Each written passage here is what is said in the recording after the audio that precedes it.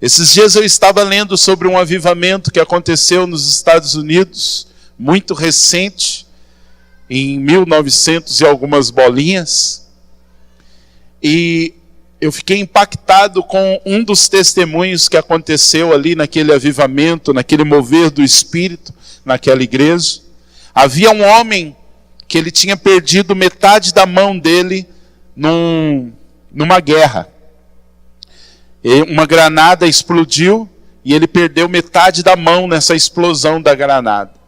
E em um dos cultos, no momento de tamanha adoração, como a gente experimentou aqui no começo do culto, no momento em que o Senhor estava sendo exaltado, algo aconteceu na vida daquele homem. Sabe o que aconteceu? A mão dele começou a crescer no meio do culto. Você dá glória a Deus que você não estava lá. Se você estivesse lá, sentado do lado do cara, e olhasse e visse a mão dele brotando no meio do culto, você não ia dar glória a Deus não, você ia dar um grito e ó... Ah! Os que não corressem ia cair para trás. Mas até o final daquele culto, Douglas, o cara estava com a mão inteira. Aí talvez você fale assim, porque está cheio de teólogo hoje. Jesus não faz mais essas coisas. Aí a gente precisa ler Hebreus. Jesus continua sendo o mesmo, ontem, hoje e eternamente. Então, irmãos, eu creio que nesses dias nós vamos ver coisas extraordinárias acontecendo no nosso meio. Eu estou crendo nisso. E se você não crê, não tem problema. Quando acontecer, você vai ter que começar a crer. Ou vai ter que buscar uma razão científica. E aí você vai descobrir que certas coisas não se explicam. Porque Deus ainda continua sendo Deus. Mas para que essas coisas elas comecem a acontecer, nós vamos precisar ter um nível maior de intimidade com Deus. Nós vamos precisar orar muito mais. Uma atmosfera da presença de Deus precisa estar em nós e sobre cada um de nós. E quando nós nos reunirmos como igreja, irmãos, essa atmosfera ela precisa se intensificar. Mas sabe, irmãos, eu estou crendo que essas coisas não vão só acontecer nas nossas reuniões, mas eu acredito que nas nossas reuniões coisas assim vão acontecer para nos motivar a irmos nas ruas e vermos essas coisas acontecendo nas ruas. Olha para o seu irmão e diga assim, esses são os dias que você vai ser um canal de sinais, maravilhas e prodígios na rua. Irmão, sexta-feira eu e a Neide fomos lá na loja que eu contei no domingo passado. Fomos lá na loja onde a gente comprou a cortina e perguntamos da mulher que a gente orou, que estava com a botinha, mas ela não estava lá, ela tinha ido ao médico para receber um diagnóstico do médico. Aí eu fiquei meio frustrado assim, falei, ô Jesus, eu esperava tanto que ela ia estar aqui, mas ao mesmo tempo eu fiquei cheio de alegria, porque eu falei, se ela foi no médico, depois é só receber a notícia que o pé dela tá bom, tá zeradinho, e aí a glória vai ser tua. Irmãos, eu estou nessa fé, eu estou nessa confiança. Agora eu também entendi algo, Aglailson. As coisas só vão acontecer se a gente meter as caras. Talvez você olhe e fale assim, mas eu ainda não vi ninguém curado. Aí eu te pergunto, por quantas pessoas você orou por cura? Você só vai ver quando você orar. Tem coisas, irmãos, que só vai acontecer quando a gente meter a mão. Você só vai ver o poder do Espírito Santo quando você se arriscar. E você vai experimentar o poder de Deus na medida que você estiver disposto a arriscar. Você estiver disposto a entrar num campo que a maioria da igreja deixou de lado, mas que nesses dias o Espírito do Senhor está ressuscitando a sua igreja para viver um poder ainda maior do que nos dias de Atos. Toda a igreja quer viver os dias de Atos, mas eu quero dizer para vocês que estão aqui, a glória da segunda casa será muito maior do que a primeira. O poder do Espírito Santo que se manifestará nos nossos dias será muito maior do que nos dias dos primeiros apóstolos. Porque nos dias dos primeiros apóstolos foi uma glória, mas essa glória desses dias vai ser muito maior. Porque Deus gosta de manifestar glórias ainda maiores. Aleluia! Mas nós vamos dar sequência então aí à oração do tabernáculo. Uma recapitulação muito rápida. Nós nos achegamos ao tabernáculo celestial. Nós chegamos na porta. Você lembra como chama a porta? O caminho. Se vocês não decorar até o final, eu prometo que eu vou repetir a série todinha. E se vocês brincar comigo em 2019, eu fico ministrando só na porta, até vocês ficar tão bitolado que você vai chegar e falar: cara, pelo amor de Deus, para de falar na porta, nós já decoramos. Então a porta, o portão de entrada para o tabernáculo se chamava o caminho. Quando o adorador entrava pela porta, então ele entrava para o pátio. E nós temos dito que o pátio era um ambiente de justiça. Ali o pecador ia encontrar a justiça por meio da morte de um animal. Um animal morreria no lugar dele para que ele fosse justificado. Então no altar de sacrifício, um animal morria e o pecador absorvia a justiça. E ele saía daquele lugar como alguém justificado. E nós falamos que quando nós chegamos no altar de sacrifício, nós estamos chegando à cruz de Cristo. Olha para o seu irmão e diga para ele assim: Jesus é o caminho, mas você precisa ir até a cruz. E lá na cruz, você precisa deixar os seus pecados, as suas maldições e as suas enfermidades. Amém? Então nessa hora eu estou em oração. Eu estou orando. Senhor, eu me achego ao caminho. O Senhor é o caminho. É o novo e vivo caminho. E eu entro, Senhor, no pátio da tua presença. Eu entro nesse ambiente de justiça onde eu sou justificado. Senhor, eu me achego ao altar de sacrifício. Eu me achego à cruz, aonde o Senhor foi crucificado, pelo perdão dos meus pecados, para a cura das minhas enfermidades e para a quebra de toda maldição. Senhor, eu me aproprio da justiça. Aleluia. Senhor, eu me aproprio do perdão. Senhor, eu creio que o sangue de Jesus me purifica de todo pecado.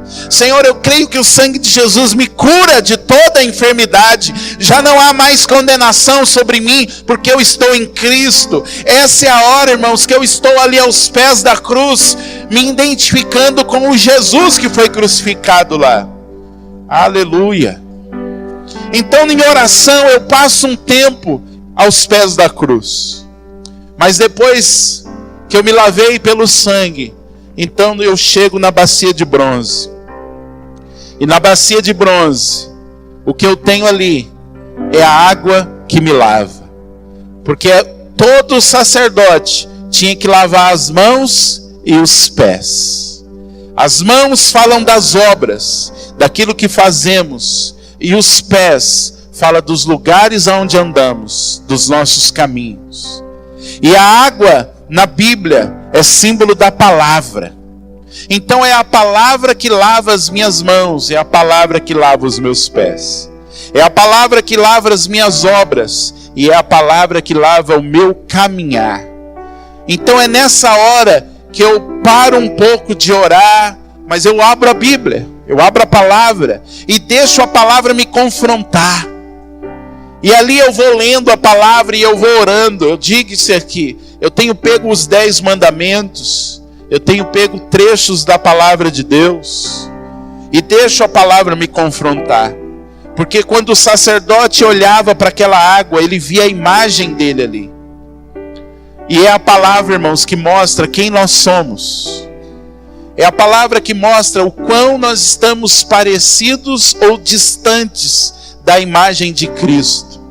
Você sabia que o maior propósito de Deus para a sua vida não é te fazer feliz? Não é te fazer rico?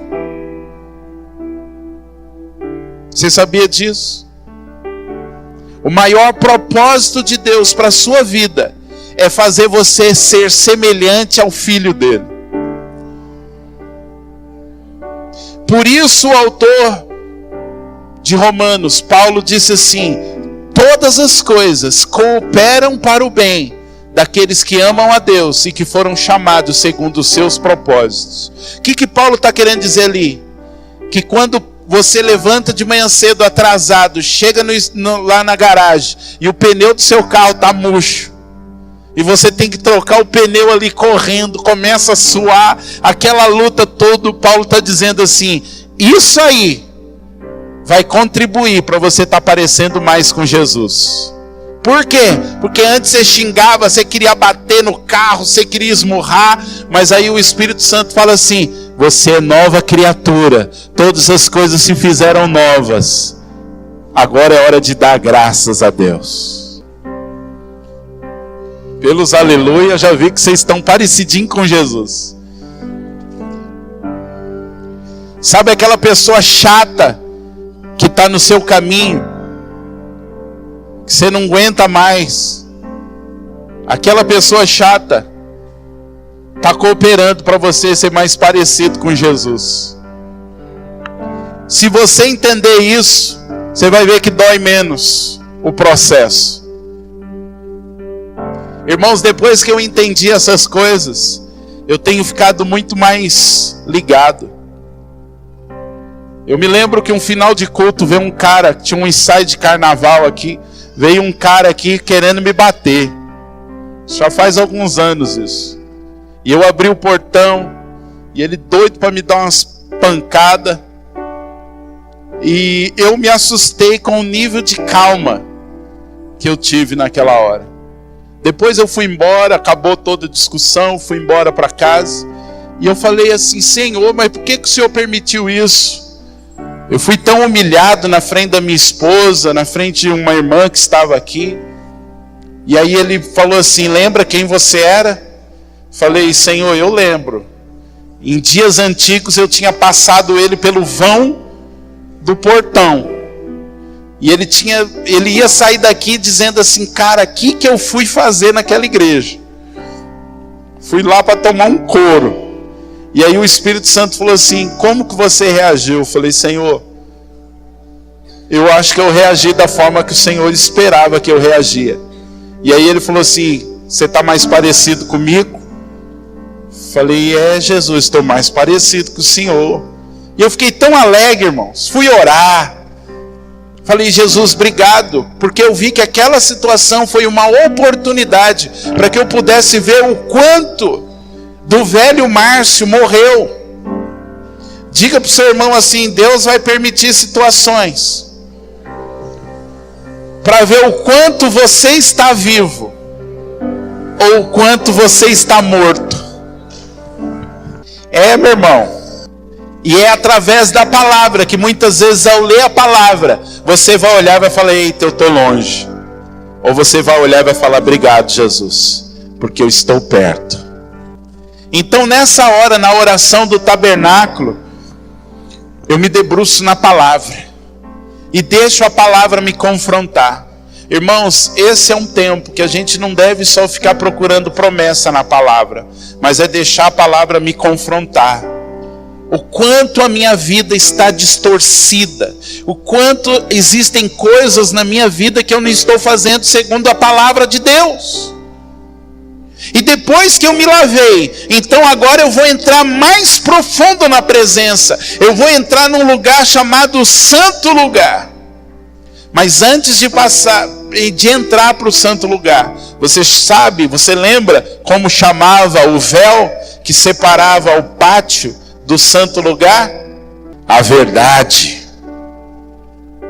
E Jesus disse assim: quando o Espírito da verdade vier, ele vos conduzirá por toda a verdade.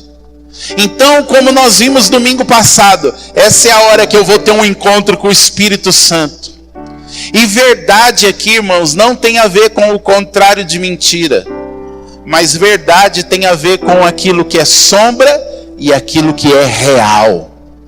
Então Jesus disse assim: o Espírito da realidade vos conduzirá por toda a realidade. Ele vai levar você a ir tocar aquilo que é real, aquilo que é verdadeiro, aquilo que verdadeiramente existe e é firme. Esse é o propósito do Espírito. Então, antes de entrar no santo lugar, é a hora que eu chego e falo: Espírito Santo, que eu possa tocar realidades espirituais nessa hora, que eu possa entrar num campo que só o Senhor pode me levar. Irmãos, quando a Bíblia fala de crentes carnais, na maioria das vezes não está falando de crentes que andam no pecado, mas está falando de crentes que andam no natural. Sabe o que é um crente carnal na Bíblia? É um crente que ele só anda no natural. Para ele só vale o que ele está vendo. Para ele a oração é a última opção. Sabe quando você precisa pagar algo e a primeira coisa que vem na sua mente é: acho que eu vou ligar para fulano para ver se ele tem um dinheiro para me emprestar?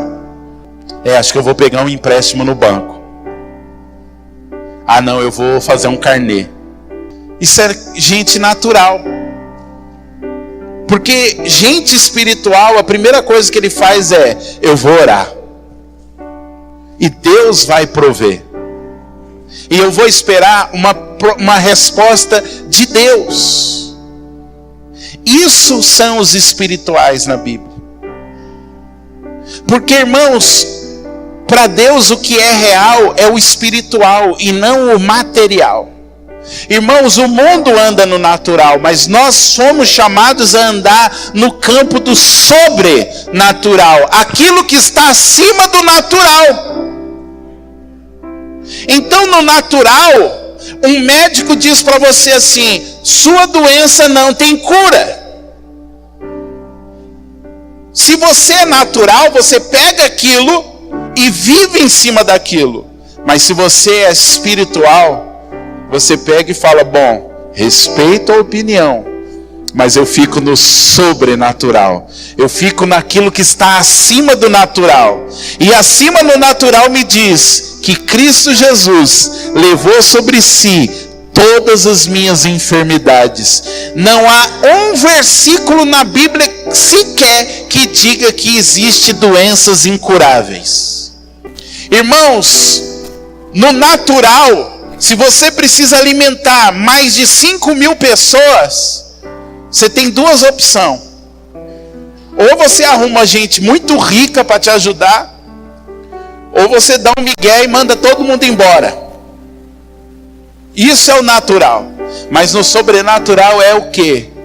Tem uns peixinhos, tem uns pãozinhos, dá para todo mundo? Dá. E aí eu começo a distribuir, e aquilo começa a se multiplicar. No natural ninguém anda sobre as águas, mas no sobrenatural se anda sobre as águas. No natural, um morto não pode ressuscitar, mas no sobrenatural, mortos ressuscitam. Cegos veem, surdos ouvem, coxos andam, paralíticos são levantados da cadeira de roda, mudos falam. E a incumbência do Espírito Santo é nos levar a sair, Maria, do natural para ir para o sobrenatural. Você, crente do país da Crentolândia, precisa sair do natural. E como eu saio do natural? Pelo Espírito. Agora deixa eu cutucar você. Eu preciso, senão eu não vou ser eu. Você está assistindo o Jornal Nacional, o William Bonner não vai falar: gente, tem crise, vamos orar, vamos interceder. Não, ele não vai falar isso. A televisão não pode alimentar a sua fé. O que alimenta a sua fé é a palavra. Sabe por que a nossa fé, irmãos, a nossa confiança está abaixo da média? É porque nós temos tido pouco tempo com a palavra.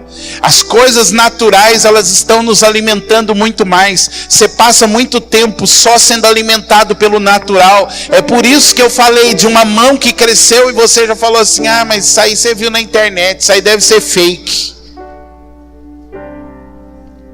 É por isso que a gente às vezes lê a Bíblia, vê Jesus fazendo milagres e não acredita que é possível ser feito milagres hoje. E há pastores que ensinam isso, há igrejas que ensinam que Jesus não faz mais milagres. E aí eu penso, cara, mas então Jesus está no céu fazendo o quê? Será que aquela geração de Jesus precisava mais dele do que a nossa? Quando eu conto numa avenida 14 farmácias, quando eu vejo mais farmácias do que bar, será que Jesus está sentado no trono falando assim, o importante é que está salvo, pode morrer todo perebento? Jesus olha para o pai e fala, pai, se fosse nos dias que eu estava na terra, até curava, mas agora é outros tempos, agora deixa o povo morrer doente, né, pai? Irmãos, o Espírito da realidade, ele vai nos conduzir para a realidade. A nossa realidade não é natural, a nossa realidade é sobrenatural. Está acima do natural. Você precisa de recursos? Deus é provedor. Você precisa de cura? Deus é quem te cura. O que você precisa? Qual é a sua necessidade? Não busque primeiro no natural, busque primeiro no sobrenatural. Só pare de orar por cura se Jesus falar assim, deu o seu tempo na terra, só estou esperando a enfermidade dar um fim em você para mim te levar. Se ele não te disser isso, vai orando, vai clamando, vai tomando posse, vai andando, porque certamente, a hora que você menos esperar, o sobrenatural entrará em ação e colocará o natural debaixo do poder do Espírito Santo. Então nessa hora, irmãos, que eu chego nessa porta, antes de entrar para o santo lugar, é a hora que eu falo com o Espírito de Deus. Espírito de Deus me leva ao sobrenatural. Irmãos, nós somos uma geração natural demais. Sabe por que tem muita gente triste com a igreja? Muita gente que não quer fazer parte da igreja? É porque a igreja está chata demais. Está tudo muito bonitinho. Está tudo muito cheirosinho. Está tudo muito cheio de ordem. Como diz um grande teólogo inglês, você quer ordem e decência? Vai para o cemitério. Lá é um lugar cheio de ordem e decência.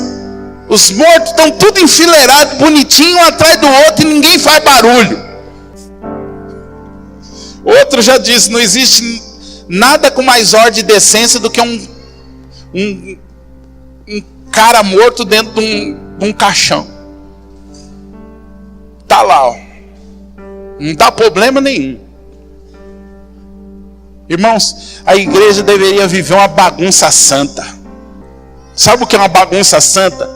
Nós está aqui, daqui a pouco um paralítico dá um grito, sai correndo.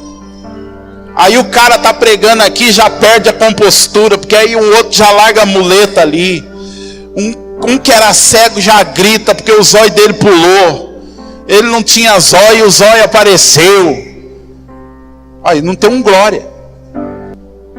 Agora se eu falasse assim, irmão, você quer ver a igreja legal? Era carro importado chegando, você saindo cheio do dinheiro, você ia estar Mas deixa, quando essas coisas começar a acontecer, vocês vão olhar e vai falar assim, verdadeiramente, vejo que tu és profeta. Oh Jesus. Mas depois que você teve um contato com o Espírito de Deus, então agora nós vamos entrar no santo lugar. Diga para o seu irmão, agora nós vamos entrar no santo lugar. E como eu disse, se o pátio é um ambiente de justiça, o santo lugar é um ambiente de santidade. Agora eu começo a entender a palavra que diz: sede santos, porque eu sou santo. Agora eu começo a entender que Jesus não me salvou só para mim fazer parte do povo da Crentolândia, para mim ser evangélico, para mim fazer parte de uma denominação, para eu fazer parte de uma estatística. Deus me chamou para ser a sua imagem e a sua semelhança. Agora, quando eu entro no santo lugar, eu começo a entender o propósito da minha existência. Ele só não morreu na cruz para me salvar. Ele morreu na cruz para que me salvar e me fazer a imagem e semelhança do seu Filho. E aí eu entendo que eu preciso viver aqui em santidade. Irmãos, santidade é uma palavra que precisa voltar a estar no nosso vocabulário. Nós fomos chamados a ser separados do mundo. Paulo disse assim: posso todas as coisas, mas nem tudo me convém. Tem um monte de coisa, irmão, que não é pecado, mas que não é conveniente para um crente. A gente acha que ser crente é poder fazer tudo. É isso mesmo. Mas ser crente é ter a opção de olhar e falar assim: isso não me convém, então eu não vou fazer. Isso vai atrapalhar a minha comunhão.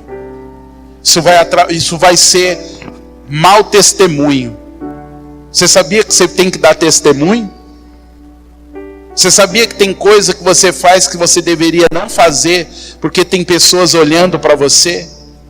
E a visão que elas estão tendo de Cristo pode ser distorcida pelas suas atitudes. Você sabia que muita gente hoje não se converte por causa do mau testemunho da igreja? A visão que o mundo tem de pastor é que todo pastor é pilantra, é mentiroso, é ladrão, está arrancando a lã das ovelhas. A visão que o mundo tem é que a igreja é um lugar onde está cheio de gente tapada, ignorante, que fica dando dinheiro para pastor. Essa é a visão do mundo. Mas o pior de tudo é que tem crente dentro da igreja que acha isso também. Mas vamos deixar os crentes. Você tem que dar um bom testemunho. Aonde você trabalha, aonde você estuda. Irmão, como um não crente vai vir para a igreja se o referencial de crente que ele tem é você? Você acha que você é um bom referencial de crente? Como que ele vai de repente vir para a igreja se você fala mal da sua igreja? Se você fala mal do seu líder, do seu pastor, o cara fala e fala: meu, nem o cara acredita no lugar que ele está, o que eu vou fazer lá? Se ele vê você tribulado, xingando, reclamando, como é que ele vai chegar para você e vai dizer assim: cara, eu estou com um problema, você pode orar? Ele vai procurar outros meios, irmãos, mas não vai se chegar até você. Então crente foi chamado a ser santo. Santo é separado. Santo é ter uma outra atitude. O mundo tem uma atitude, nós temos outra. O mundo não acredita no sobrenatural, nós acreditamos. O mundo vive o hino do Zeca Pagodinho: deixa a vida me levar. Não, eu sou cristão, eu deixo o Espírito Santo me levar. Não é a vida que me leva, quem me leva é a vida do Espírito. Não vivo mais eu, mas Cristo vive em mim. Olha para o seu irmão e fala assim: você tem que ser santo. Mas vamos lá que nós precisamos entrar hoje no santo lugar. Diga para o seu irmão assim: entramos no santo lugar. Então imagine que aqui tinha um véu. E aí você passou esse véu e você entrou no santo lugar. Agora onde eu estou aqui é o santo lugar. O que tinha no santo lugar? 3 peças. Primeiro, o castiçal, ou menorá, ou candelabro. Havia uma peça dessa aqui de ouro puro. entre 35 a 40 quilos de ouro. Irmãos, uma peça que no dinheiro de hoje custaria milhões. Essa aqui é de tinta dourada Color Gin, viu? Não é de ouro não. É de alumínio fundido. Senão alguém já olha e fala, eita. Não é de ouro não. Isso aqui é tinta Color Gin. A última vez que nós pintamos, acho que levou 3 tubinhos, 14, 15 reais cada tubo. Então nem adianta descascar que não vale nada. Depois você tinha o altar de incenso. E depois você tinha a mesa dos pães. Essas eram as 3 peças que você encontrava no santo lugar. E cada uma dessas peças, ela é uma chave para nós orarmos. Então hoje nós vamos nos achegar ao candelabro, a menorá. Diga para o seu irmão, chegamos no santo lugar. E nós vamos tocar a menorá, o candelabro. Amém? Então lá em Êxodo 25, versos 31, 32, Êxodo 25. Irmãos, você que faz parte desse ministério, você precisa, é vital, você saber do tabernáculo. Os outros podem até não saber, mas você que faz parte dessa casa, você tem que ter decorado. Você tem que saber a estrutura do tabernáculo, porque quando alguém chegar aqui e perguntar para você, você precisa explicar. Porque as pessoas às vezes chegam aqui e falam, eita, essa igreja aqui é do Velho Testamento. Aqui eles matam bicho. E não entende qual é o propósito que Deus nos deu isso aqui. E você que está chegando agora, hoje, e nesses estudos do tabernáculo, a gente vai procurar te fazer entender por que tem essas peças aqui. Nós ainda não entendemos tudo, mas é algo poderoso que vai tocar a igreja, queridos. O que Deus está fazendo no nosso meio. Escreve o que eu estou te falando. Êxodo 25, versos 31 e 32 diz assim: faça um candelabro de ouro puro e batido. O pedestal, a haste, as taças, as flores e os botões do candelabro formarão com ele uma só peça. 6 braços sairão do candelabro, 3 de um lado e 3 de outro. Versos 37 a 40 diz assim: faça-lhe também 7 lâmpadas e coloque-as nele para que iluminem a frente dele. Seus cortadores de pavio, seus apagadores serão de ouro puro. Com 35 quilos de ouro puro, faça o candelabro e todos esses utensílios. Tenha cuidado de fazê-lo segundo o modelo que lhe foi mostrado. Irmãos, no céu, no tabernáculo celestial de Deus, tem uma peça assim. Isso não é invenção dos homens. Isso não foi invenção de Moisés. Deus leva Moisés até o tabernáculo celestial, a morada dele nas alturas, e fala para ele assim: Moisés, eu vou te dar um modelo que você vai reproduzir na terra. E uma dessas peças que estavam no céu era a menorá. Diga para o seu irmão, tem uma peça igualzinha a essa aí no céu. Amém? Aleluia. Então Moisés tinha que reproduzir do jeito que Deus mostrou. Amém? Irmãos, sem mentira nenhuma, se a gente pegasse para estudar a menorá, nós ficaríamos aqui no mínimo 6 meses para ver cada significado de cada detalhe. É algo muito rico, porque a menorá, ela representa a igreja. Apocalipse 1:20 diz isso. A menorá representa o próprio Jesus. A menorá representa o Espírito Santo. A menorá representa o Pai, o Filho e o Espírito. A menorá é feita de ouro. Ouro tem um simbolismo. A menorá é uma peça só. Ser uma peça só tem um simbolismo. Então a gente poderia estudar o óleo, a gente poderia estudar os pavis, a gente poderia estudar os cortadores, os aparadores, a gente poderia estudar a base, a gente poderia estudar as flores de amêndoa que estão representadas, a própria amêndoa que é representada. Irmão, é um negócio que a gente abriu um leque aqui e ia longe. Ia ser tão edificado. Pena que a igreja atual não acha que isso é coisa do Velho Testamento.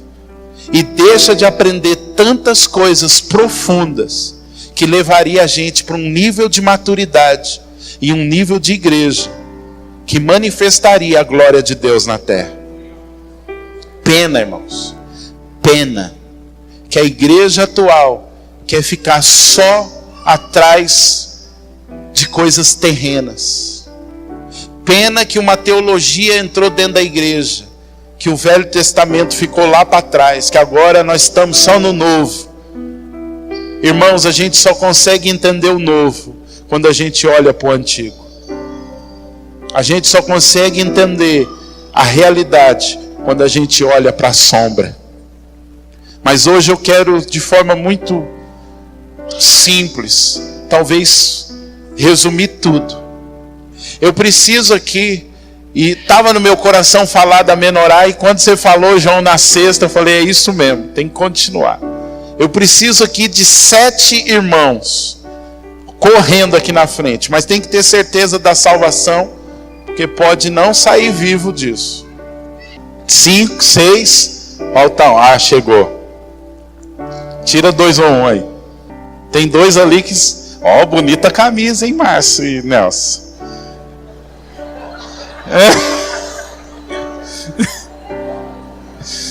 Isso é unidade no espírito. Vocês estão pintando junto e estão se vestindo igual para vir nos cultos. Irmão, isso é unidade no espírito.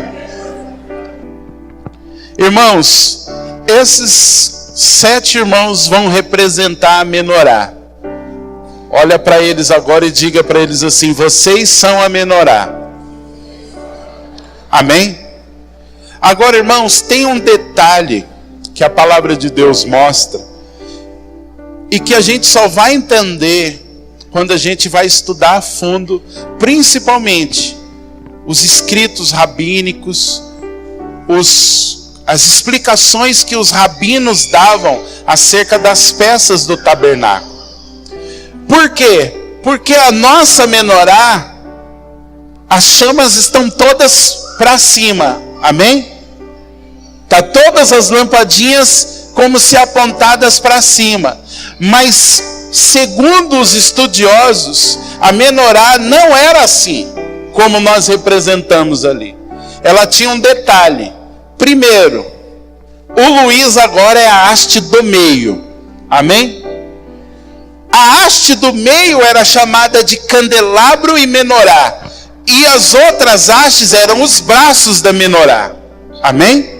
Então este é o candelabro, a haste central. E qual era o propósito da haste central? A haste central, irmãos, ela tinha a sua lâmpada, a sua luz voltada para a frente. Ela tinha um propósito de como que iluminar o santo dos santos. Foi isso que o João estava explicando aqui na sexta-feira. Então a haste do meio vira de costa, faz de conta que a cabeça do Luiz é a chama, é o pavio. E ela está quase igual, né? Só falta o fogo aqui. Então, qual era o propósito dessa haste do meio? Diga assim: iluminar a frente. Mas o que estava de frente era a arca da aliança.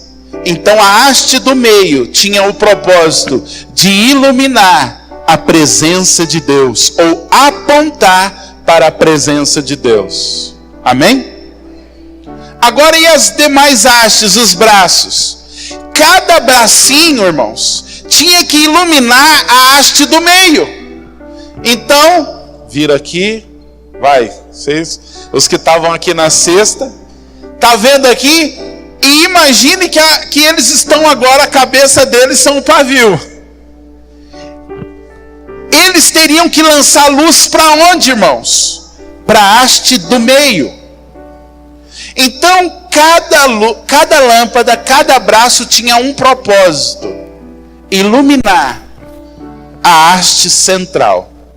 E qual era o propósito da haste central? Iluminar o Santo dos Santos, jogar luz para a presença do Senhor. Quando você estuda, e daqui a pouco nós vamos ler Isaías 11, verso de número 2, você vai descobrir que essa haste central, ela é o Espírito do Senhor.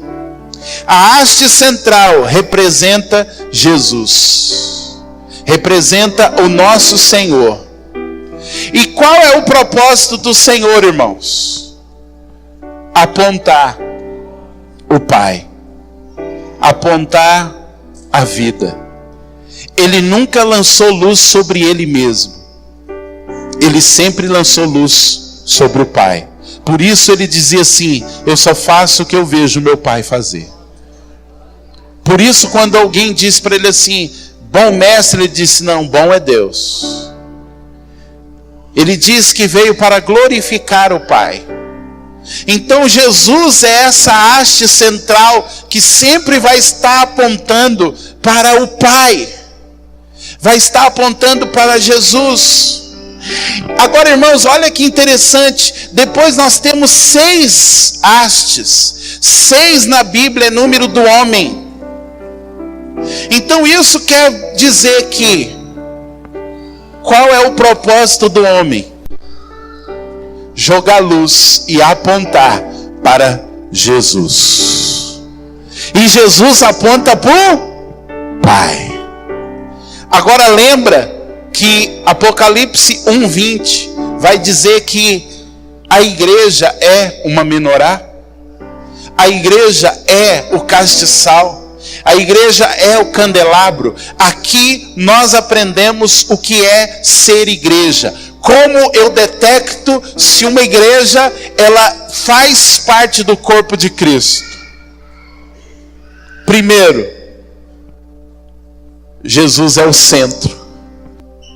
Se o Jesus que aquela igreja está pregando é a haste central e ele está apontando para o Pai, é um sinal que você está num lugar onde Cristo é exaltado e faz parte do corpo de Cristo.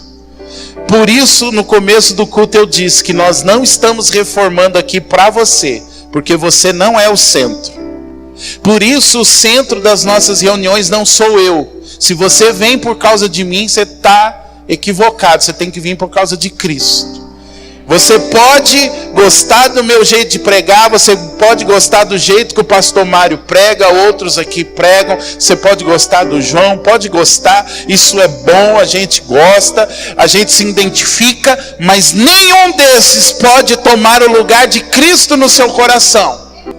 E nós não podemos deixar que Cristo deixe de ser o centro. Então, a menorá mostra que Cristo tem que ser o centro. E quando Cristo é o centro, aquele povo está olhando para o Pai. Olha para o seu irmão e diga assim: a igreja precisa ter Jesus como centro. Aleluia. Agora, os braços representam os homens, representam aqueles que fazem parte do corpo de Cristo, da menorá de Cristo. Esses nunca podem estar lançando luz sobre si próprio, mas eles precisam estar lançando luz para quem? Para Jesus. Quando eu chego aqui, irmãos, eu entendo uma coisa, que a minha vida como crente deve ser para jogar luz em Jesus. A glória não é para mim, a glória não é para você, a glória é para Ele. Nós não trazemos as pessoas para nós mesmos. Nós não trazemos as pessoas para a igreja. Nós trazemos as pessoas para Cristo. É lógico que no começo as pessoas vão olhar para você, mas você tem que sempre estar jogando luz para Ele. É Ele, não sou eu. É Ele, não é a igreja. É Ele, não é nós. É Ele, é Ele, é Ele. É Ele que está fazendo. É Ele quem pode fazer. Não sou eu, não somos nós. É Ele, é Ele. Essa é a nossa função. É sempre estar iluminando Ele.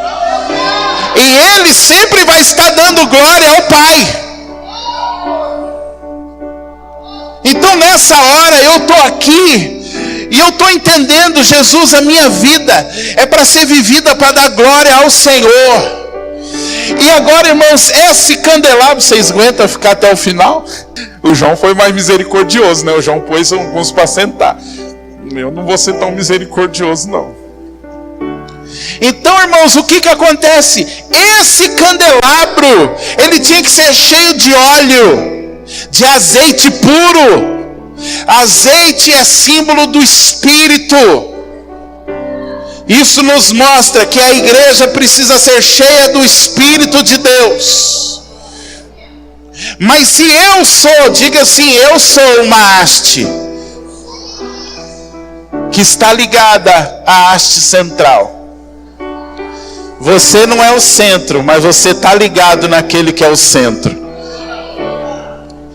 Agora olha o mistério. O azeite era depositado aqui. E daqui ia enchendo cada bracinho. Você quer ser cheio do Espírito Santo? Você tem que estar ligado na haste central. Porque aí todo o óleo que flui daqui passa por você. Nós não temos o óleo em nós mesmos. O óleo do Espírito que nós temos vem dele. Então essa é a hora que eu digo assim, Senhor, eu estou ligado ao Senhor. Eu estou ligado à haste central. Jesus, o Senhor foi plenamente cheio do Espírito Santo. E se o Senhor foi e é plenamente cheio do Espírito Santo, eu também sou plenamente cheio do Espírito Santo.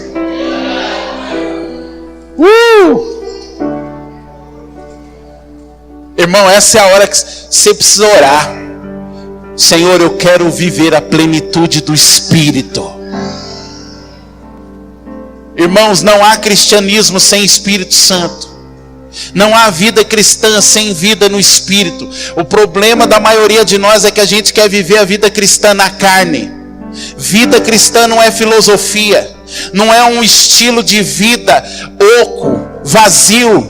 Não, a vida cristã é uma vida vivida cheia do Espírito Santo. A vida cristã só pode ser vivida no poder do Espírito. Porque é só no poder do Espírito, Vaninha, que a gente consegue dizer não para o pecado. Que a gente consegue, num mundo cheio de trevas, onde a gente é totalmente, toda hora bombardeado por coisas mortas, a gente consegue ser luz. Aleluia. Então essa é a hora que eu falo, Senhor, eu preciso ser cheio do Espírito. Senhor, eu preciso da plenitude do Espírito. Eu preciso, Senhor, eu preciso. Essa é a hora que você precisa. Fala, Senhor, eu quero ser cheio. Essa é a hora que eu pego Efésios 5,18, que diz assim: não vos embriagueis com vinho, aonde há contenda, mas enchei-vos do Espírito Santo. E encher ali, não tem a ideia de agora eu estou vazio, aí agora eu estou cheio. Agora eu estou vazio, agora eu estou cheio. Não, a ideia do enchei-vos ali é que há um fluxo. Ou seja, a haste central está cheia. E esse enchimento vai passando aqui, ó. Então eu vou queimando e o óleo vai passando. Eu vou queimando e o óleo vai passando. Não há uma interrupção. Não é porque fui no culto e me esvaziei, dei tanto, fiquei vaziozinho, agora eu vou me encher. Não. Enchei-vos permaneçam se enchendo, permaneça deixando o fluxo do Espírito Santo passar por você. Como eu faço isso? Aí Paulo diz assim: cantando entre vós salmos, hinos, cantando em línguas, cânticos espirituais. Irmãos, vou resumir: quer deixar um fluxo constante do Espírito Santo na sua vida? Sabe qual é o segredo? Queima. Seja um crente que constantemente está queimando. O azeite vai ter que ficar passando por você, para que a chama não se apague. E como eu queimo? Orando, reunindo com os irmãos. Vamos cantar, vamos louvar. Irmão, segunda-feira aqui a gente ficou orando. Daqui a pouco veio uma presença. Quando a gente foi ver, já era mais de 10:30 da noite. Alguns foram embora, eu fiquei ali caído no chão. E eu falei para a Neide: eu só estou indo embora porque amanhã tem que levar a Melissa para a escola. Porque o meu desejo era permanecer aqui caidinho na presença dele, queimando, deixando o óleo passar.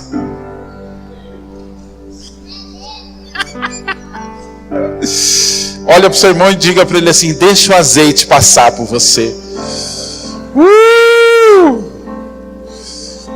Irmãos, nós somos chamados a queimar. Paulo disse em Romanos assim: sede fervorosos no Espírito. Pega fogo. E vira um ciclo. O azeite passa, você queima, o azeite passa, você queima, o azeite passa, você queima, você queima, o azeite passa, você queima, o azeite passa. Vira um ciclo de vida. Estou queimando e estou sendo cheio do azeite. Estou sendo cheio do azeite e estou queimando. Se um desses ciclos forem brecados, chega a morte espiritual. Por isso você precisa ter vida com Deus. Segunda-feira eu queimo, terça eu queimo, quarta eu queimo, quinta eu queimo, sexta eu queimo, sábado eu queimo, domingo eu queimo, 365 dias no ano, até que Jesus me leve ou ele volte. Mas eu tenho que queimar todos os dias, e aí o azeite vai ficar passando em mim, Maria, transbordar a plenitude do Espírito.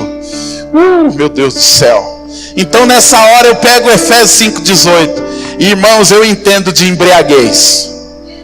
Eu sei, eu já fui bêbado.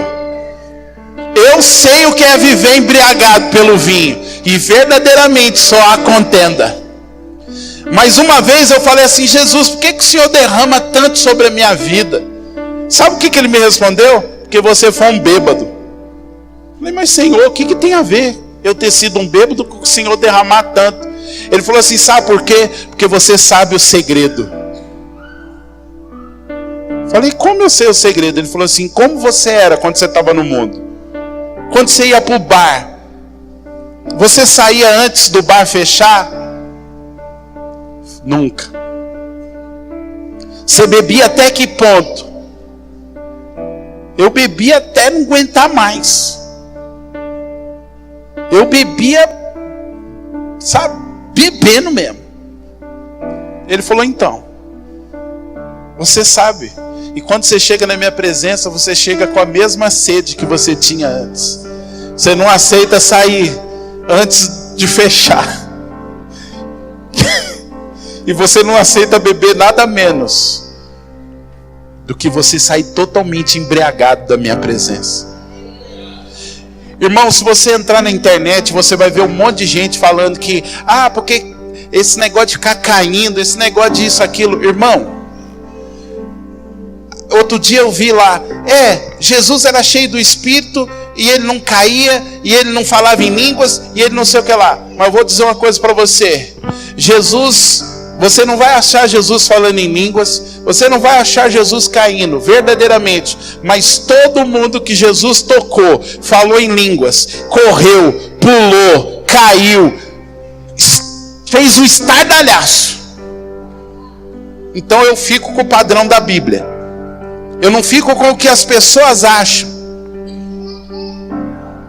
Atos capítulo 2, quando aqueles crentes foram cheios do Espírito Santo, alguns olharam e falaram assim: tão bêbado. Irmão, desculpa os teólogos de plantão, mas eu só consigo achar que alguém está bêbado porque está cambaleando, e não porque está falando inglês, francês, espanhol.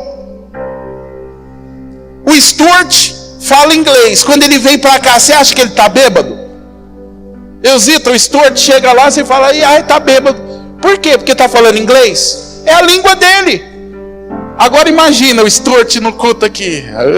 Você vai falar: eita, tomou uns Scott. Então aqueles crentes lá, eles estavam tão cheios que eles se embriagaram. Eles estavam balbuciando línguas, e eles estavam cambaleantes por causa do poder que estava sobre eles. E alguns naturais olharam e falaram: ah, os caras 9 horas da manhã estão chapados de pinga. Ah, tomaram as canas lá de Caná da Galileia. Aí Pedro, vocês aguentam aí? Aguenta, já uns já até foram embora. Pedro se levanta e diz assim: eles não estão bêbados não. Isso aí é a promessa. Que promessa? Que nos últimos dias eu derramaria do meu Espírito sobre toda a carne.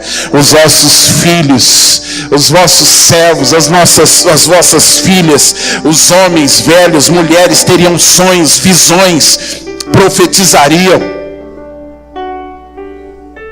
Essa é a hora que eu vou beber do Espírito, irmãos.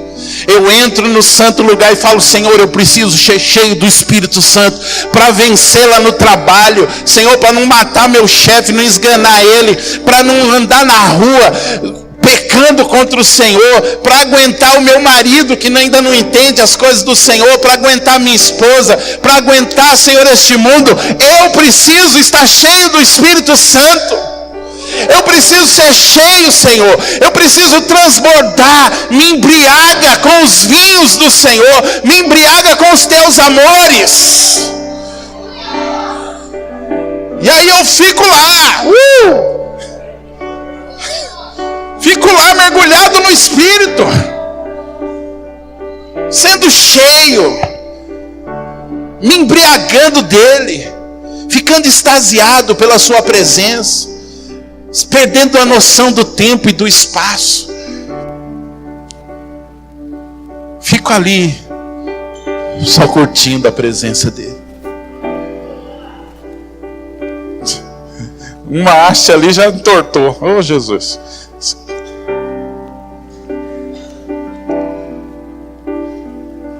Isaías 11.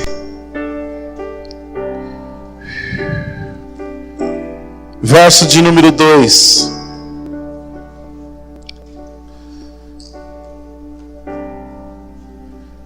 Aguenta aí, menorá. Isaías 11:2 diz assim: o Espírito do Senhor repousará sobre ele. Irmãos, a haste central é o Espírito do Senhor. Depois ele diz assim: o Espírito de sabedoria e de entendimento. Então uma haste é o Espírito de sabedoria, a outra é o Espírito de entendimento. E aí depois vai dizer o Espírito de conselho. Depois vai ter o Espírito de poder, o Espírito de conhecimento e o Espírito do temor. Em Apocalipse vai dizer que diante do trono de Deus existem os 7 Espíritos de Deus. Não é que são 7 Espíritos, é um único Espírito, mas são 7 manifestações, 7 tochas. Então, se você está cheio do Espírito Santo, você não vai ficar só embriagado. A gente não vai ficar aqui só incentivando você, não, irmão. Você tem que ficar chapadão, você tem que dar uns mortal. De vez em quando a gente dá uns mortal, a gente treme, a gente corre. E eu creio que é de Deus, sim. Eu creio. Eu creio que os primeiros discípulos, eles chapavam na presença. Eu creio, irmãos. Eu creio.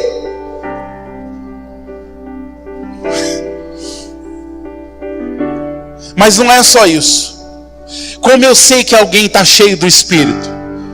Pelo tanto que ele cai, pelo tanto que ele roda? Não. Isso são indicativos que pode mostrar que o Espírito Santo está pegando ele. Mas como eu sei que alguém está cheio? Quando começa a manifestar essa plenitude do Espírito. Sabedoria. Sabe o que é sabedoria? É saber o que fazer. Você está passando alguma situação que você não sabe o que fazer? Tiago diz assim: pede sabedoria a Deus que Ele dá. Por quê? Porque sabedoria é uma das chamas do Espírito. Já teve pastor, líder, gente cheia do Espírito Santo que você não sabia o que fazer e você foi perguntar e a pessoa falou assim: faz assim. E você fez e deu certo? Espírito de sabedoria. Espírito de entendimento. O que é entendimento? É entender as coisas espirituais. Irmãos, quando o Espírito de Deus está se movendo em nós, nós ganhamos entendimento espiritual. Sabe o que nós estamos fazendo aqui domingo após domingo? Ganhando entendimento espiritual. Ninguém pode tocar o que nós estamos tocando nesses dias, se pelo Espírito não for dado. Talvez você olhe e fale assim: cara, da onde o João tirou aquilo? Da onde o pastor Mário pegou aquilo? Da onde o apóstolo Márcio? Cara, eu já li esse texto e nunca vi isso. Da onde a Neide, da onde fulano, Beltrano tirou isso? Eu vou dizer para você qual é a fonte. É o Espírito de entendimento.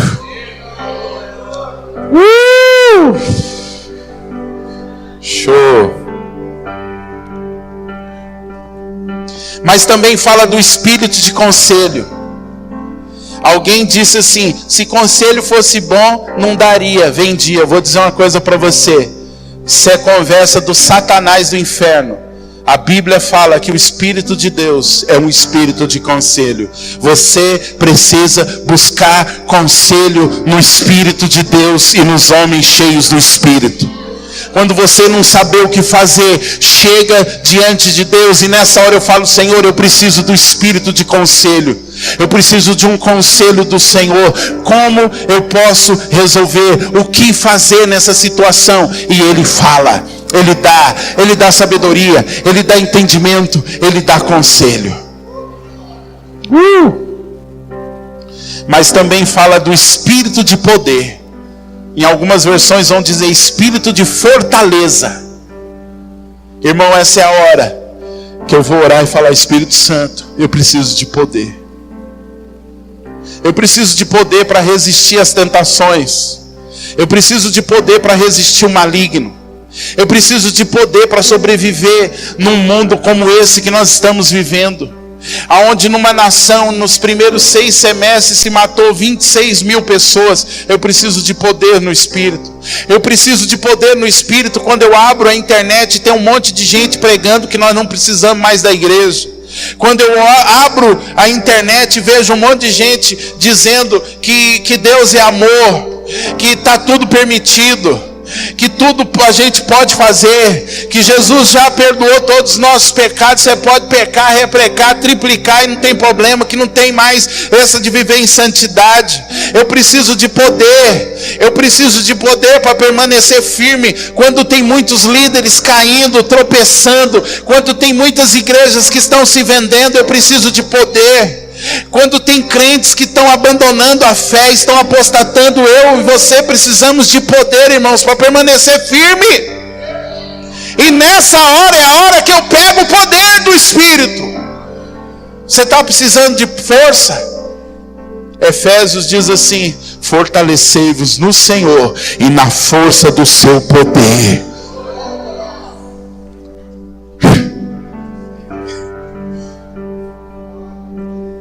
Mas também fala do Espírito de conhecimento.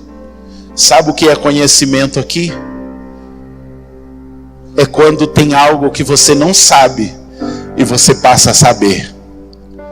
Sabe quando às vezes no culto aqui a gente chega e dá uma palavra para alguém e a pessoa começa a chorar. E aí alguém olha e fala assim: sabia da vida dela? Não, não sabia. Como que você sabe? Foi o espírito de conhecimento. Aquele que conhece todas as coisas me revelou. E aí eu posso manifestar. Tem coisas que você quer conhecer? O Espírito de Deus pode te revelar. Não, vocês não entenderam não, senão vocês tinham dado um glória. Irmão, nós precisamos andar na plenitude do Espírito. Sabe para quê? Pessoa sentada do seu lado no ônibus e Deus passar o que ela está passando, e você chegar e falar: sua vida tá difícil, né? Tá acontecendo isso, isso, isso. Como é que você sabe? O Espírito de Deus acabou de me revelar. Posso orar com você? Se a gente for cheio do Espírito, irmão, essas coisas começam a acontecer.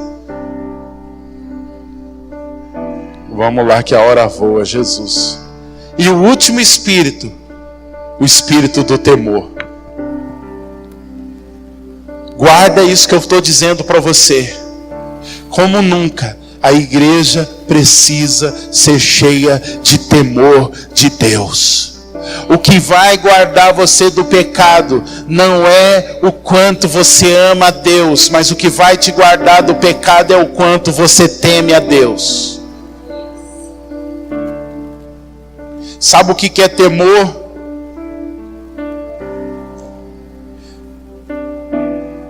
Temor não é o medo que te afasta, mas é aquele medo que diz assim: cuidado, porque você não está mexendo com qualquer um. Irmãos, esse lugar aqui, agora que nós estamos aqui reunidos, não é um lugar comum. Porque Deus está aqui. E se a gente pisar de qualquer maneira, a gente colhe os frutos. Sabe o que está faltando na igreja hoje? Sabe o que está faltando em cada um de nós? Temor de Deus. Aqui é até fácil, Júnior, ter temor. Mas e quando você está na sua casa? Quando você liga lá a televisão e está passando alguma coisa lá imoral, algum ensinamento que vai contra. Irmãos, esses dias eu estava na casa da minha mãe, e a minha mãe assiste lá as novelas da Globo. E começou lá o terceiro sol, o quarto sol, o quinto sol, sei lá que sol que é aquele lá. Só sei que uma coisa, aquilo lá não é o sol da justiça. E quando a gente tem percepção espiritual, nada passa. Minha mãe está lá assistindo e eu estou lá conversando com ela. Eu estou com os olhos no peixe e outro no gato. Aí começou uma conversa lá entre dois personagens. Aí daqui a pouco foram para o escritório de um dos personagens. O que tem na mesa da personagem? Um orixá desse tamanho. Aí eu fiquei assim olhando, falando: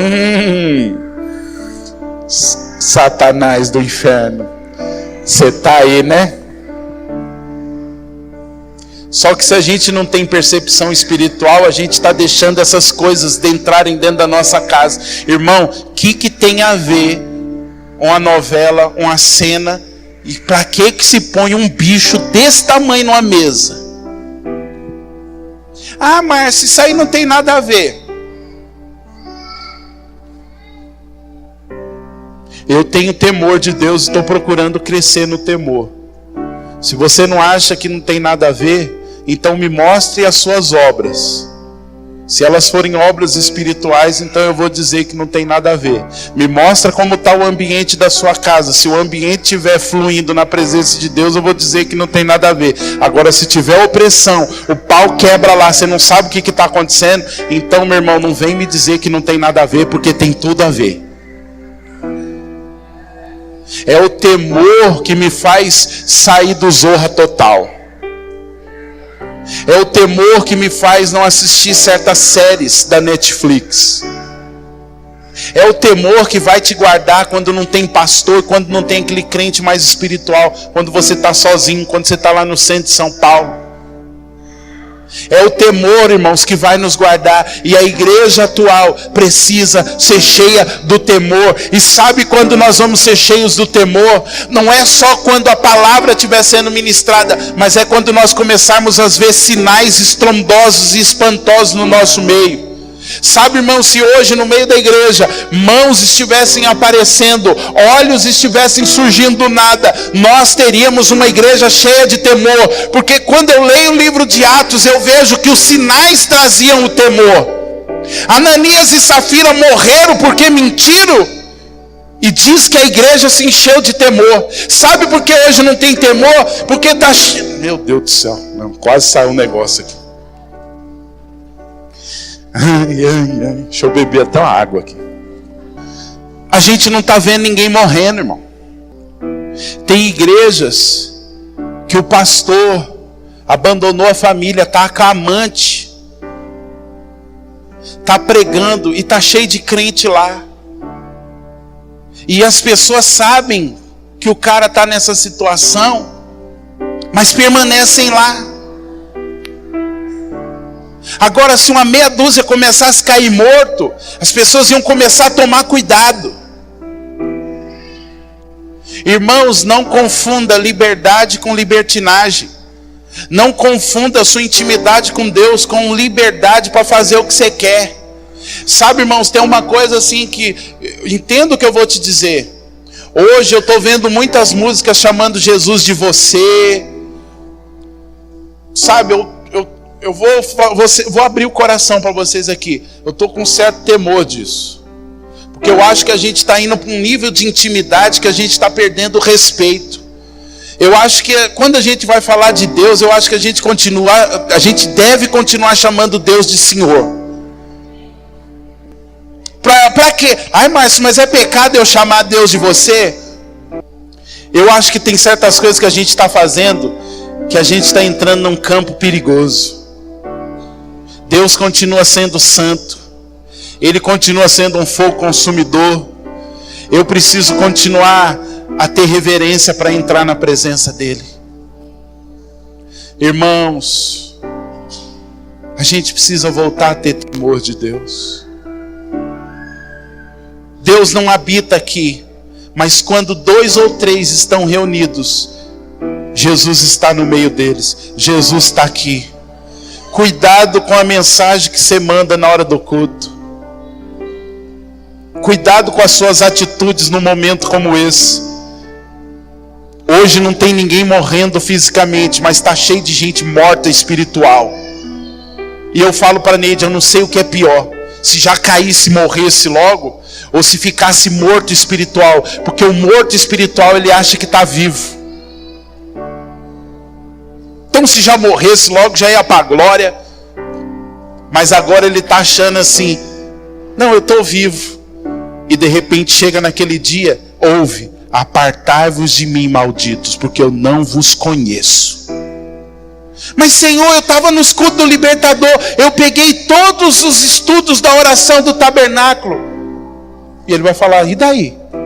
Eu estive em todos aqueles cultos, e o que eu vi você fazendo? Não, Senhor, não, você estava mandando mensagem, você estava fazendo isso, você estava criticando, você estava aí. Mas nada de se reverenciar, nada de se curvar diante do meu senhorio. Sai para lá.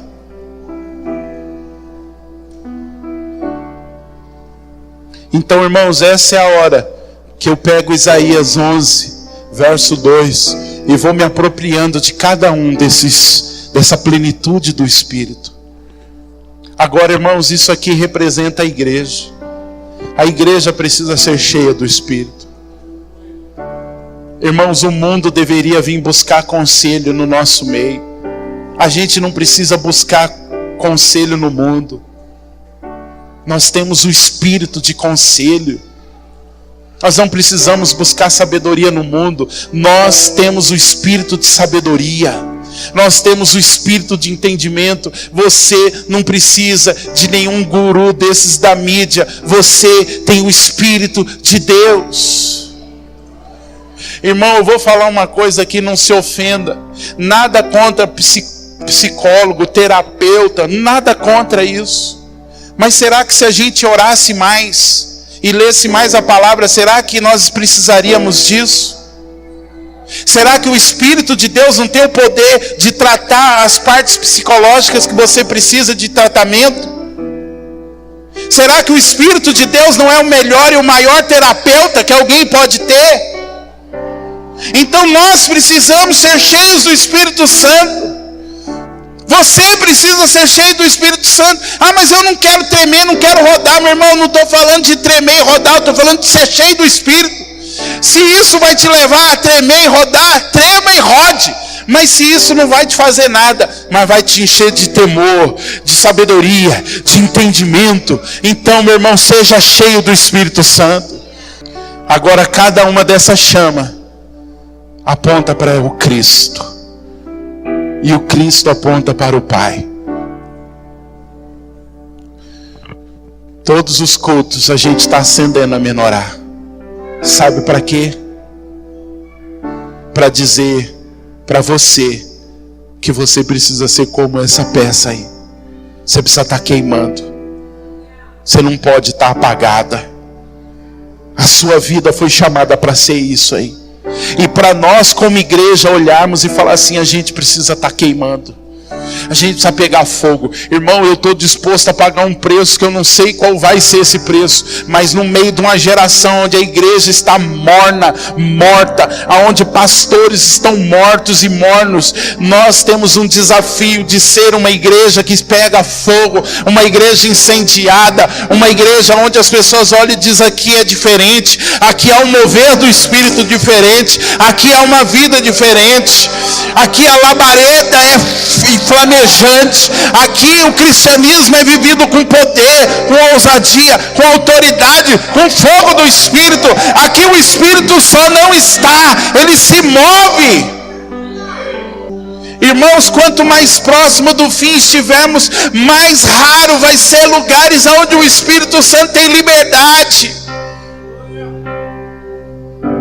aonde a gente tem hora para começar, mas o Espírito Santo vai conduzindo, e quando vê, acabou o horário, e a gente, meu Deus, como a gente queria ficar mais. Irmãos, o Espírito Santo está procurando lugares, pessoas, que Ele possa derramar da sua plenitude, que Ele possa ser quem Ele quer ser. O Espírito Santo está procurando igrejas, aonde as pessoas podem dizer assim, Espírito Santo, no nosso meio, seja quem o Senhor foi chamado a ser. Faça o que o Senhor foi chamado a fazer. Irmãos, você acha que cultos aonde Jesus estava eram cultos normais? Gente descia do teto, enterro era parado, mulher entrava rasgando, chorando, babando nos pés do Senhor.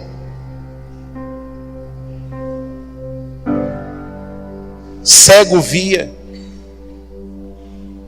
Mas aí você diz, é Jesus. E a igreja do primeiro século? Não temos ouro nem prata, mas o que temos te temos. Levanta e anda. Prendi os caras. Chegou aqui os que têm transtornado o mundo. Vou terminar porque a gente precisa participar da ceia e ainda não chegamos na plenitude do Espírito. Mas a maioria de vocês não sabe o que eu e a Neide temos visto no meio da igreja e ouvido. Igrejas mortas, líderes mortos, pessoas mortas espiritualmente por todos os lugares. E a gente fica ouvindo essas coisas e o Espírito Santo falando assim, seja um canal de vida. E eu tenho temor, sabe, Márcio, João? Eu e a Neide, a gente tem orado e falado, Senhor, nos mantém vivos. Não deixa a morte chegar no nosso meio. Eu poderia pregar aqui, irmãos, sermões lindos que eu aprendi no seminário, com 4 pontos, em 20 minutos você estaria indo embora para sua casa. Eu aprendi a fazer sermões bons. Sermão de 20 minutos, Márcio. Porque eu ouvi de um professor, olha, se você pregar mais do que 20 minutos, as pessoas não vão querer ficar te ouvindo. Então você tem que dar um sermão para elas de 20 minutos. E eu sei, irmãos, que a gente já perdeu muita gente por causa dos nossos cultos, da maneira da gente ser igreja. Só que eu tenho duas opções: dar a vocês o que vocês querem, ou dar ao Senhor o que Ele quer. E quando eu olho para a menorá, eu entendo que eu sou uma haste chamada a não dar o que vocês querem, mas dar a luz que o Senhor espera que Ele quer. Ainda que isso custe um preço alto, nós precisamos ser cheios do Espírito.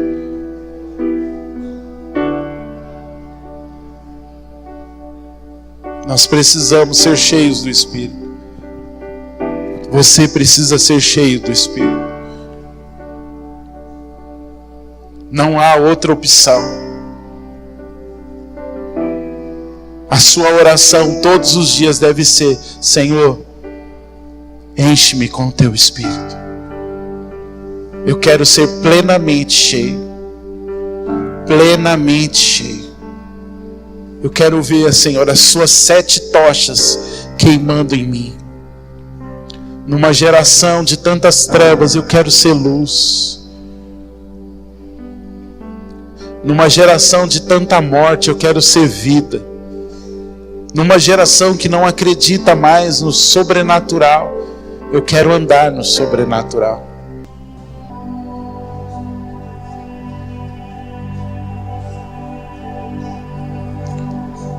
Sabe, irmãos, chegou a hora da gente parar de ficar ouvindo um monte de gente falando um monte de coisa. Chegou a hora de nós experimentarmos o que a palavra de Deus diz que nós devemos experimentar. Esses dias eu estava ouvindo um comentário na internet sobre um assunto. E aí eu falei: Senhor, mas fica difícil, olha aqui que essa pessoa está falando. O Espírito Santo falou assim: você vai ouvir a ele ou vai ouvir a minha palavra? Sabe, irmãos, muitos de nós ficam só ouvindo coisas na internet. Vai para a palavra. O que a palavra diz? Pode confrontar o que eu disse com a palavra. E se o que eu estou dizendo para você tiver contra a palavra, fica com a palavra, não fica comigo não. Menos YouTube e mais palavra, mais Bíblia, mais revelação no Espírito, menos teologias humanas e mais a teologia do Espírito.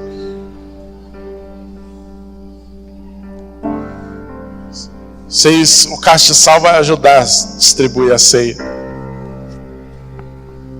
Obrigado, gente.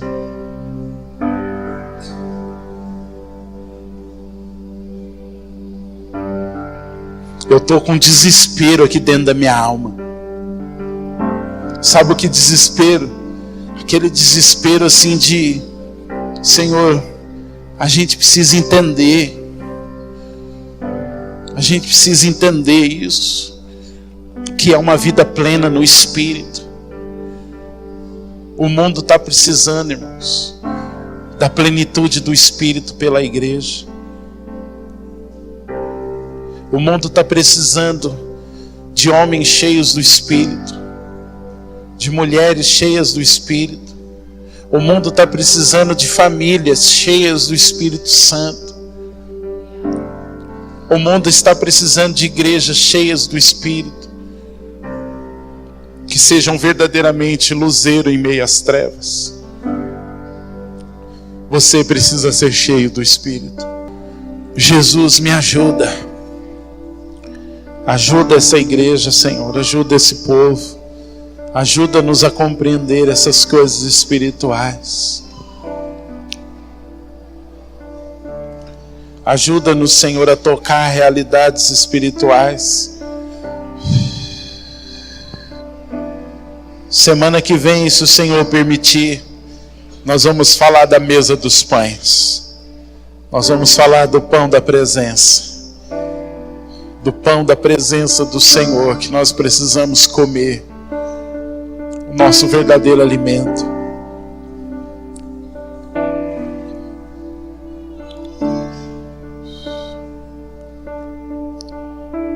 Sabe, irmãos, talvez seja cansativo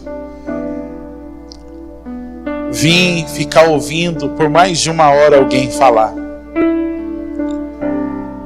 Mas veja as nossas reuniões como uma base de preparo.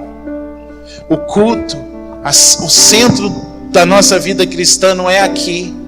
Aqui é só um momento em que a gente está sendo equipado. O verdadeiro culto vai começar daqui a pouco, quando você for para sua casa. Aqui você só recebeu instruções. Isso aqui foi só o intervalo da partida, Everaldo, aonde o técnico celestial está chamando cada jogador do time dele e está dando instruções. Vocês vão jogar assim contra essa equipe do mundo, vocês vão jogar assim. Mas daqui a pouco nós vamos voltar para a realidade, nós vamos voltar para a partida, dentro das nossas casas, no trabalho, na escola, no mercado, no dia a dia. É na semana, irmãos, que a partida vai estar acontecendo, e é lá que você precisa estar cheio do Espírito. Aqui você vem e recebe um fluxo do azeite, mas é lá que você vai queimar. É lá fora que você vai queimar. Quando alguém te fizer uma proposta indecente, quando alguém quiser levar você para um caminho torto, é lá que você tem que queimar. É quando você tiver que abrir mão de amigos, abrir mão de pessoas para continuar com intimidade com Deus, é lá que você tem que queimar. Aqui às vezes a gente dá uma queimadinha junto porque é gostoso, mas aqui é fácil pegar fogo, mas é queimar lá. Sabe, mulher, é você queimar lá para enfrentar aquele seu marido que não teme a Deus. É você, filho, queimar lá dentro da sua casa, diante de um pai, de uma mãe que não quer saber de Jesus. É você queimar quando você for entregar um currículo e aquela porta estiver fechada, mas você continuar crendo que Deus te sustenta.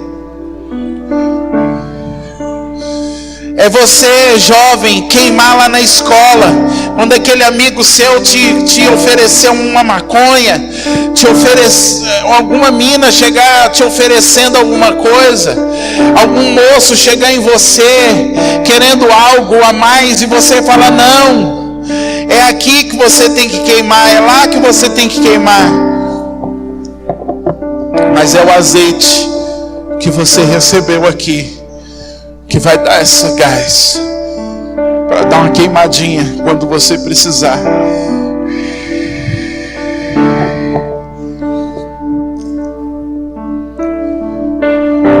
Eu vejo, eu tô tendo uma visão, mas eu tô tendo uma visão constante. Eu vejo como se fosse um copinho, e eu vejo o Senhor mexendo nesse copinho. E o que Ele fala ao meu coração é que esse copinho representa cada um de nós. E Ele diz que está trabalhando em cada um de nós, para que nós possamos queimar na intensidade que Ele espera que nós queimemos.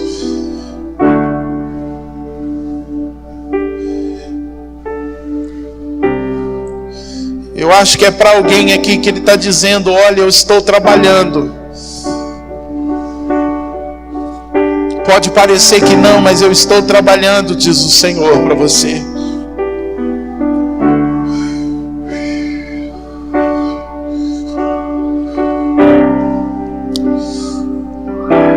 Cálice ainda está faltando. Aleluia, eu sei, Espírito de Deus. Sei, Espírito de conhecimento, irmãos. Tem alguém aqui que nessa semana fez uma oração e você falou assim: Senhor, eu preciso de um sinal que o Senhor está trabalhando nessa situação. Eu preciso de uma certeza que o Senhor está trabalhando.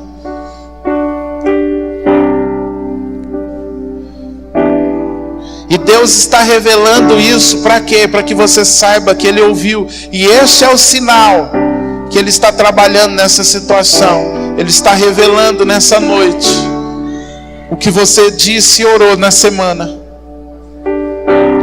Se você é essa pessoa, vem aqui para frente. Vem aqui, vem aqui. Se você é essa pessoa que nessa semana orou, falou: Senhor, eu preciso de um sinal que o Senhor está trabalhando nessa situação, vem. Olha aí, irmãos. Agora eu conversei com essas pessoas, não, isso é o espírito de conhecimento.